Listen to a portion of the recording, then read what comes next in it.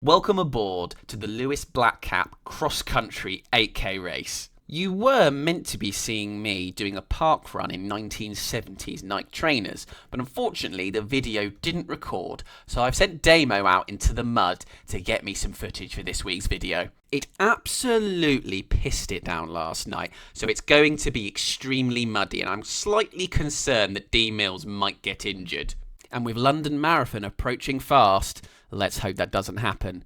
But let's head on over to the race and see how D Mills gets on. On your mark.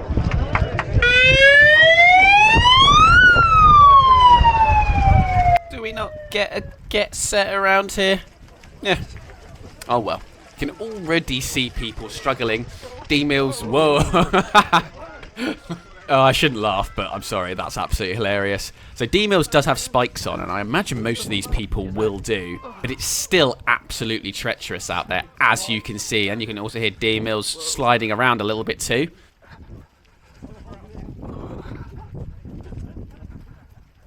Nice bit of clean air allowing Damo to stretch his legs a little bit there, although probably a little bit nervous putting his feet down after the slip and slides he just had.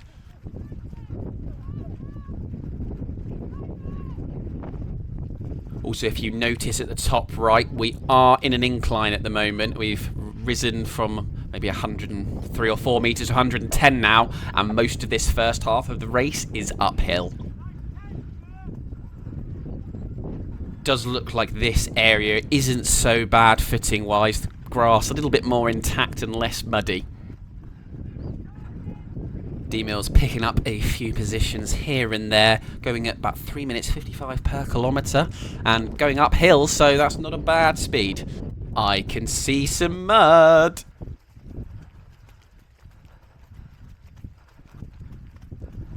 He's navigated that brilliantly though, like a 3-to-1 horse at the Grand National. Nice and squelchy currently. You notice his heart rate 168. If his watch isn't telling Porky Pies, it's a little bit high for this point in the race.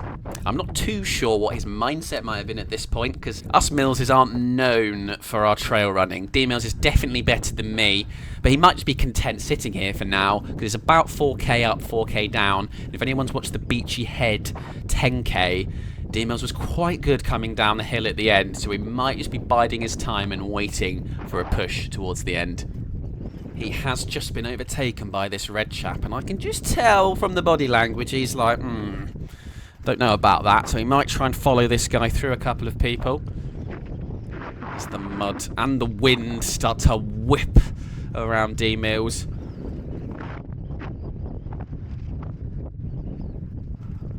But I think he's decided to let him go.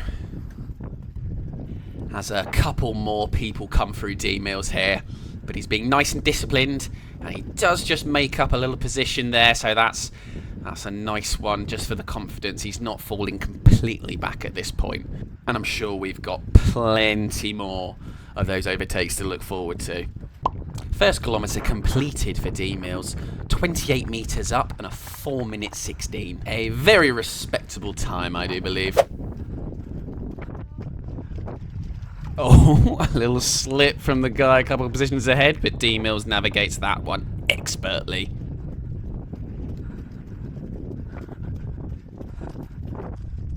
That poor lad up there is 100% me. Oh, and some people just got in his way, and he was like, I'm quite happy you're in my way here, because this is absolutely terrible. I was going to surprise D Mills and just turn up for this race last minute, but there were no trains running from London, so you can thank National Rail for that, as Slippy G re-overtakes us.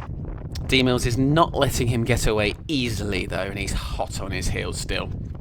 As I say that though, he shoots off after Denver Bar, and a couple people also come through D Mills, which is tough to see.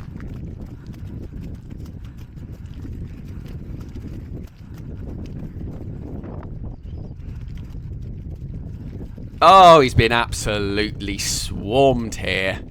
Mud and Mills just might not go together. Oh, language, Timothy.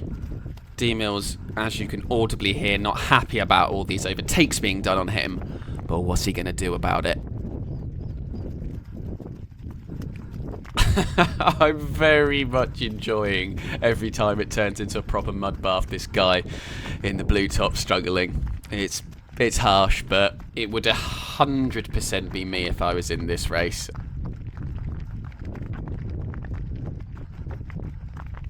As soon as it turns into sort of more cobblestoney bits where he's got a bit of traction, he's flying away.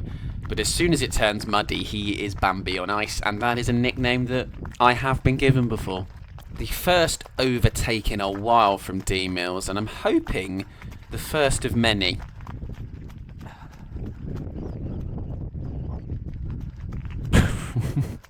No comment. It just makes me feel good that someone else has this. Oh, I'm going straight to hell. Second kilometre pass now, though, for D Mills, a 4-minute 36, 11 metres up, so not quite as high up as the last one, but in fact he went a little bit slower, and that is probably because of the mud. I'm pretty sure Damo is slip and sliding, just like our friends around here. But the camera's actually so good at stabilising things that it's quite hard to see, and now everyone's getting absolutely covered in the good stuff.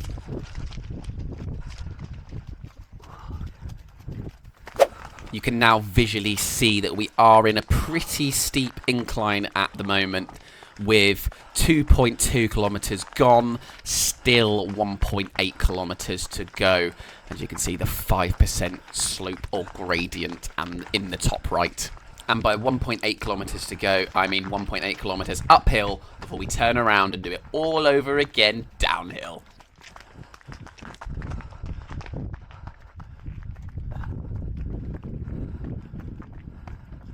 It doesn't look overly slippy here as Damo sees off the light blue top for the last time. We'll have to wait and see. As we can see, the gradient now at 7%. He's not usually known for being the really steep incline champion of the world, but maybe he can get a few overtakes done here as someone does come past on the left here, a Cobra runner, so maybe light blue top is just struggling at this point.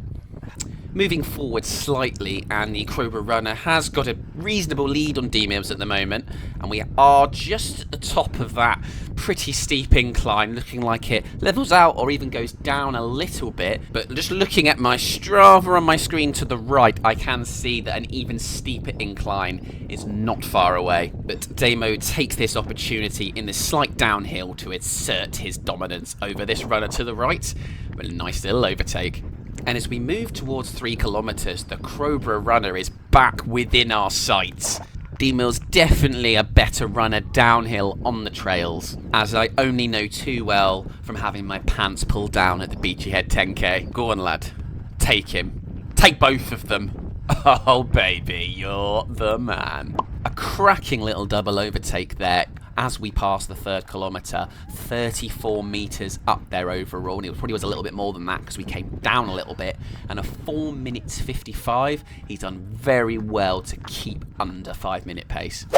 Back going uphill now, you can see a 6% gradient uphill, and D-Mills is making another move here. He's not been overtaken for a while, 3 or 4 overtakes recently. Feeling pretty strong, maybe. Let's see if he can make his way onto the back of those 2 we can just see up ahead. Oh, okay. Little cheeky overtake from the guy in the purple top. But he does look like a seasoned trail runner, does that chap. But oh, and another one's coming through. Oh, it's the Cobra guy again. Oh, the twists and turns of trail running, ladies and gentlemen. You can see, I think, is the leaders coming through. I don't think I've seen anyone else yet. So Damo's got another 500 metres. I think he's actually, he's 203 metres now. I think that's pretty much the top. And I think it sort of levels off, like, gently up and down for a little bit before he turns around shortly. And during this little gentle descent, D-Mills decides Cobra Runner needs to sit behind him. Will this be the last we see of him? Shortly afterwards, another runner falls foul to the downhill Gazelle. And as we approach the turnaround point, which I have been informed isn't perfectly halfway, we see 6 or 7 runners that I reckon D-Mills will have his sights on. And yeah, the way back, which is mostly downhill but a little bit uphill to begin with, is a slightly different route, so it's a little bit longer. And D-Mill's actually getting past this chap that on the previous pretty high gradient walked past D-Mills.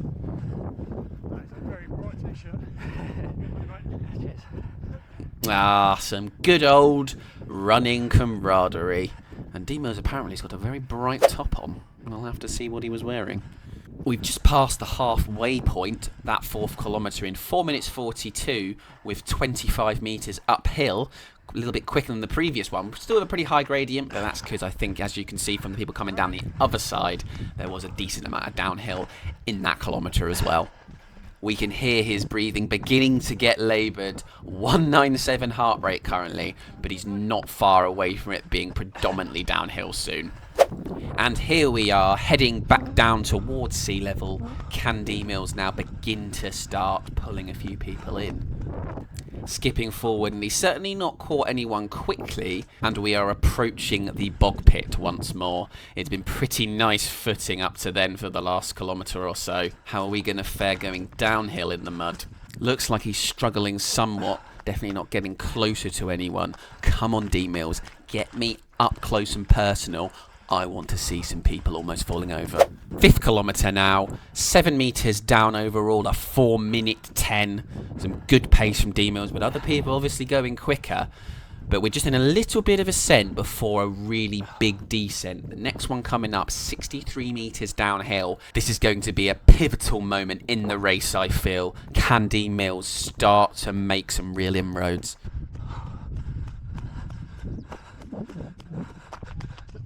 A giant leap and a grunt from D-Mills for good measure. I think he is slowly catching those couple of people ahead, certainly the person in the red top.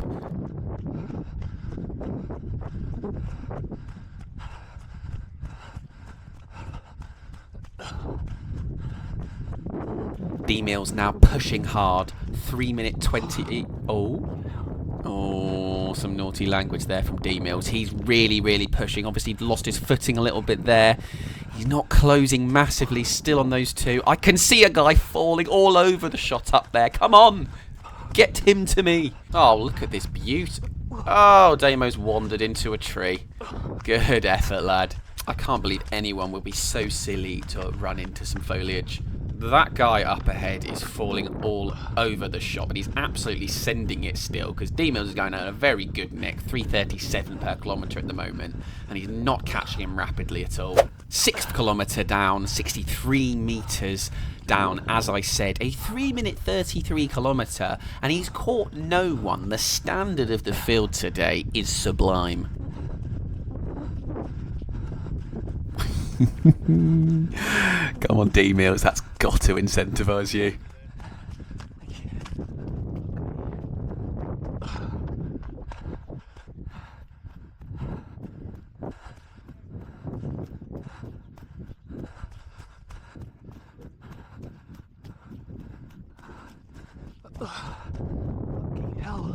I don't think he's enjoying this bit.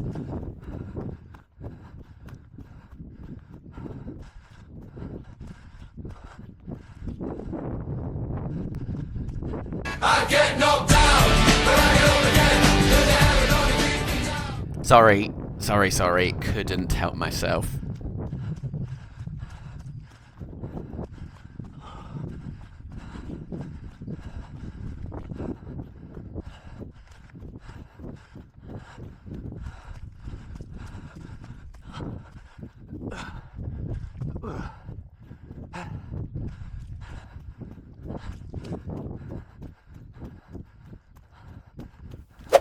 .57 kilometres, under 1.5 kilometres to go.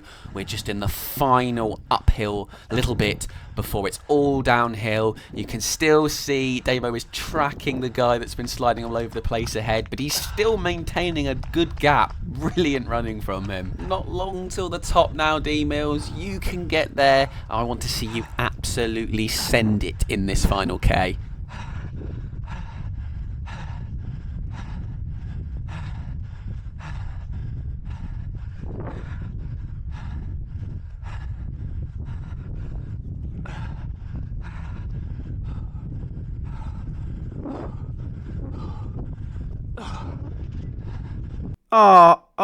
No. Oh, where's my footage gone? Oh, we're back. Phew. D Mills is back, 1.2 kilometres to go. Can he finally get up to the back of this guy? Oh, he's just turned the camera off.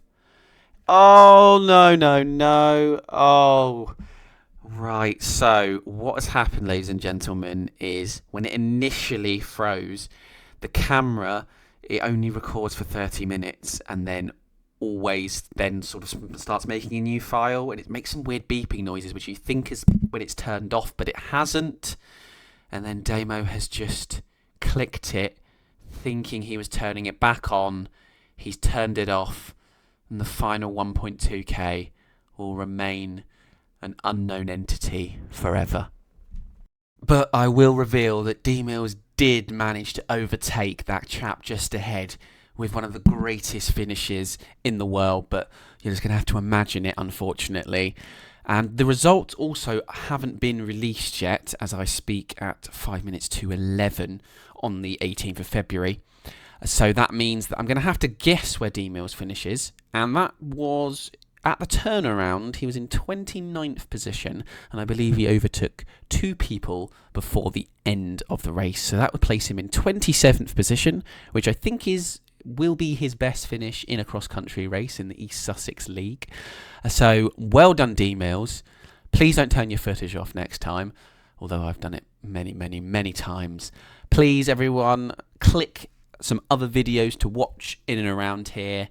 I'm really sorry that we missed the end of this video, but hopefully up to that point it was a pretty good one to watch. So I'll see you next time in Vegas.